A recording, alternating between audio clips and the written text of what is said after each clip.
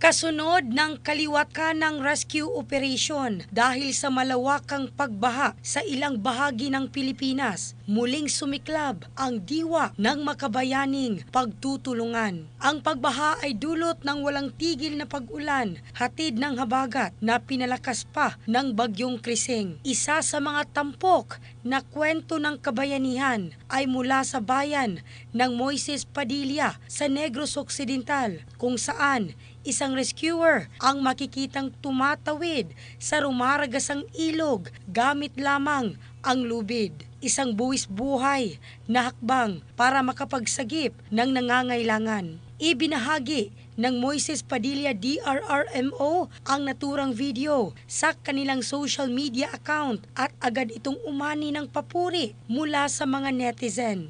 Batay sa pinakahuling tala nitong hapon ng Biyernes, Hulyo 18, mahigit 800 katao na ang lumikas at pansamantalang nanunuluyan sa 4 na evacuation centers sa nasabing bayan.